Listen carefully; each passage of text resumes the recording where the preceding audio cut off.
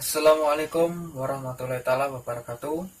Oke, baik sobat, kali ini saya akan menjelaskan mengenai karangan dari Fazlur Rahman ya ini sahabat, mengenai membuka pintu ijtihad yang sebelumnya itu sudah saya bikinkan video, tetapi kali ini saya akan membuat video lagi karena ya dari kemarin itu batas pengumpulnya itu sudah telat saya, jadinya ketekanan adik saya meninggal itu di rumah saya sendiri, jadi saya kali ini baru bisa bikin video mengenai Fazlur Rahman, yaitu bertemakan dengan membuka pintu ijtihad. Yang sebelumnya terima kasih banyak kepada Bapak Sufirmansa mau menyempatkan waktu luangnya untuk mahasiswanya. Perkenalkan, nama saya itu Muhammad Anwar Jaki dengan NIM 9321086. Jadi oke, selanjutnya langsung saja mengenai pembahasan membuka pintu ijtihad Fazlur Rahman. Fazlur Rahman. Jadi siapa itu tokoh Fazlur Rahman itu? Tentunya ini sahabat ini sudah ada yang tahu dan sudah ada yang belum tahu. Fazlur Rahman itu adalah seorang tokoh yang dilahirkan pada tanggal 21 Desember 1919. Ini tahunnya ini cukup lama sekali nih teman-teman. Bertempatan di Hazara, suatu daerah itu pada benua Indo-Pakistan yang sekarang itu posisi tempatnya ataupun terletaknya itu berada di barat laut Pakistan itu sobat. Jadi Fazlur Rahman ini seorang yang dilahirkan dalam suatu keluarga muslim yang sangat religius. Jadi di dalam tokoh Fazlur Rahman ini sangat mumpuni sekali dari bidang keagamaan, spiritualisnya maupun bahkan dalam bidang religiusnya ini teman-teman. Kereligiusan ini sudah dinyatakan oleh Fazlur Rahman sendiri, yang mengatakan bahwa dirinya itu melaksanakan ibadah-ibadah seperti sholat, puasa, zakat dan lainnya tanpa pernah meninggalkannya sekalipun. Itu semasa hidupnya. Ini mengenai seluk beluknya Fazlur Rahman. Jadinya dengan latar belakang keagamaan yang demikian, dan ini salah satu tokoh seorang religius ini yang sudah sangat mumpuni di Hazara pada waktu itu teman-teman. Adapun untuk tokoh mazhab dari Fazlur Rahman ini menganut mazhab, yaitu mazhab Hanafi.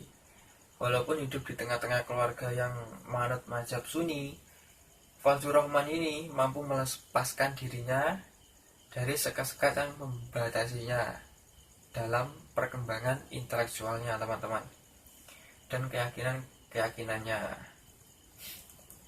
Untuk karir dan karyanya ini, Fazlur Rahman ini banyak sekali teman-teman. Setidaknya itu ada tiga karya yang cukup besar ini sudah disusun oleh Fazlur Rahman, yaitu pada periode awal yaitu Avicenna, psikolog. Di dalam bukunya itu seperti itu, Avicenna's psikologi. Dan yang kedua yaitu Avicenna de Anima, mohon maaf, itu yang kedua yaitu Avicenna de Anima pada tahun 1959 ini sobat. Dan yang ketiga yaitu Prophecy in Islam. Jadi ketiga karya ini teman-teman, ini sudah berkembang pesat di zamannya pada waktu itu, sehingga di dalam buku dunia waktu saya membaca artikel itu sudah banyak yang mempublis, bahkan di sosial media itu juga banyak yang sangat kagum terhadap karangan dari Fazlur Rahman ini teman-teman. Oke, jadi mengapa ini dari Fazlur Rahman ini itu karyanya maupun beliau itu sangat kreatif sekali, bahkan sangat intelektual sekali di dalam membuka pintu ijtihad bertemakan di itu teman-teman. Jadi ini saya sampaikan untuk mengenai kesimpulan yang saya dapat dari sumber artikel dari jurnal IAIN Kediri. Ini dari jurnal IAIN Kediri ini juga mengupload juga di Google, di situs IAIN Kediri itu ada itu bukunya, yaitu mengenai membuka pintu ijtihad, karya membuka pintu ijtihad yang pendirinya itu Fazlur Rahman yang telah dikemukakan oleh dosen IAIN Kediri ini teman-teman. Jadi untuk Fazlur Rahman ini itu pokok pemikiran membuka dalam pintu ijtihad itu yaitu beliau itu sangat kearifan sekali teman-teman, dan keintelektualan sekali dengan dengan pokok pemikiran dalam bidang religius, dalam bidang intelektual maupun dalam bidang spiritualnya ini juga sangat banyak mumpuni sekali teman-teman.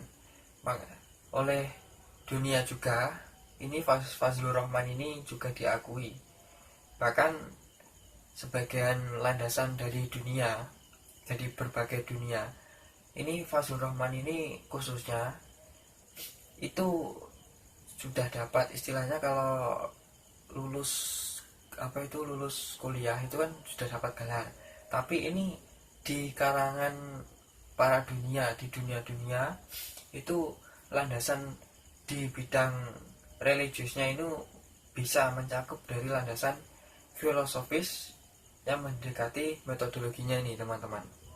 Kalau bayangkan ini sangat banyak sekali dan sangat mumpuni sekali ini menurut saya. Jadi untuk konsep andangan dunia Fazlur Rahman ini khususnya itu berkaitan ada 3 persoalan, yaitu yang pertama yaitu Tuhan, manusia, dan alam. Jadi antara Tuhan, manusia, dan alam ini sangat berkaitan, dan ini merupakan ciptaan Tuhan teman-teman, manusia, alam, dan hewan dan sebagainya. Dan ini konsep dari yang disampaikan oleh Fazlur Rahman ini itu sudah dinyatakan di dalam Al-Quran. Bagi Fazlur Rahman pada dasarnya semata-mata adalah fungsional. Maksud dari fungsional ini yaitu teman-teman, itu dibutuhkan bukan karena siapa dia atau bagaimana dia, tetapi karena apa yang dia lakukan. Jadi ibarat kita melakukan ibadah sholat, puasa, zakat, itu selebihnya itu otomatis niat kita itu kan litaqarrub kepada Allah Subhanahu wa taala. Dan selanjutnya kita itu tahu bahwa makna sholat itu yang sebenarnya itu seperti apa, dan kita tahu hikmah dari kita berpuasa, sholat itu hikmahnya itu kita sudah tahu teman-teman. Hikmahnya itu sangat luar biasa, sehingga di dalam di dalam bidang religiusnya Fazlur Rahman ini sangat intelektual sekali ataupun sangat spiritual sekali untuk mengenai dalam bidang keagamaannya ini teman-teman. Jadi untuk berangkat dari landasan di 3 tadi, yaitu pertama Tuhan, manusia, dan alam, itu sangat sangat berkaitan. Dari pandangan Fazlur Rahman ini tentang Tuhan itu selanjutnya dapat berimplikasi pada bagaimana Fazlur Rahman itu melihat segala fenomena di alam dunia ini teman-teman. Dalam pandangannya, Tuhanlah ini merupakan Tuhan itu satu. Jadi untuk Tuhan itu menciptakan seluruh alam semesta ini. Jadi yang mengolah itu semua itu atas Tuhan, tetapi kita semua diberi akal dan nafsu oleh Tuhan. Jadi tinggal bagaimana kita itu mensyukuri, dan tinggal bagaimana kita itu bersikap baik terhadap makhluk ciptaan Allah Subhanahu wa taala. Seperti itu teman-teman. Jadi untuk hukum alam yang kedua pada konsep Fazlur Rahman untuk membuka pintu ijtihad itu bagian dari perilakunya sunnah. Ini menurut pokok pemikiran Fazlur Rahman itu sendiri. Jadi manusia itu diciptakan oleh Tuhan dengan maksud untuk merealisir tujuannya yang mulia. Maksudnya ini yaitu kita itu harus saling melengkapi. Di dalam semisal kita punya perkarangan yang kosong, entah itu kepunyaan pemerintah ataupun kepunyaan kita, itu sebaiknya kita tanami.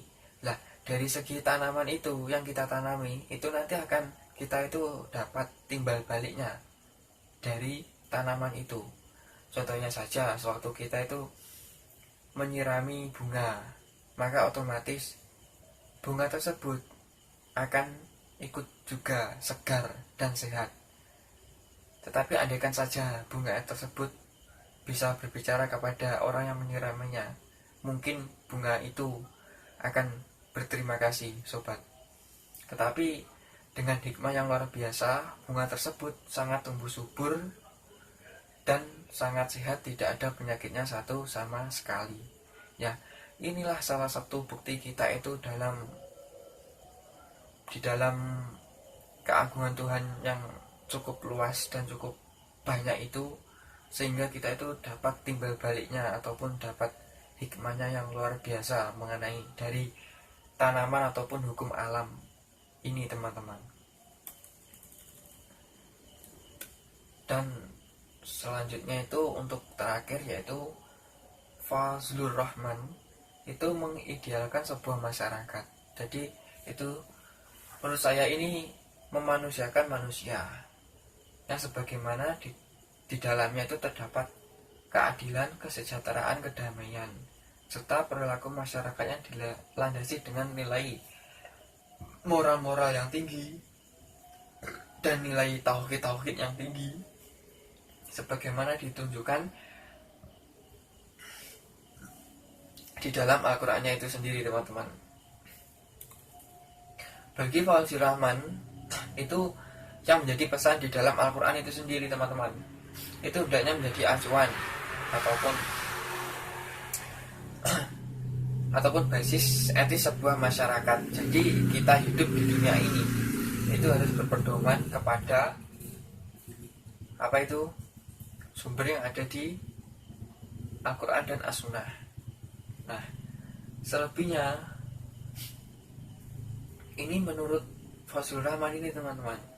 Jadi ketika di dalam konsep tauhid ini, Fazlur Rahman itu mengidealkannya terciptanya hubungan antara manusia dengan Robnya itu, dan hubungan manusia itu dengan alam sekitarnya secara harmonis. Jadi di dalam kearifan lokal dengan intelektual yang tinggi, dengan spiritualisnya yang tinggi, dengan religiusnya yang tinggi, dengan masyarakat yang moralnya baik dan tauhidnya baik, itu semua itu loh, manusia satu sama lain, bahkan hewan pun, bahkan manusia pun, itu juga mendapat ibrohnya ataupun hikmahnya.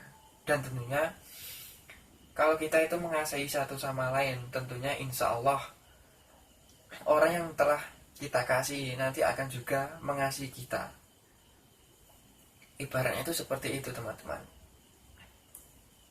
Kalau kita menyirami tanaman, insya Allah tanaman itu akan tumbuh subur dan tumbuh sehat, bahkan tidak ada penyakitnya sekalipun. Dan tentunya tanaman inilah nanti memiliki nilai harga yang jual yang cukup tinggi. Seperti halnya itu tanaman bunga hias, teman-teman. Janda bolong seperti itu. Itu suatu contohnya saja. Itu waktu zamannya kemarin. Kalau sekarang kan lagi tren-trennya itu kan teman-teman, apa itu,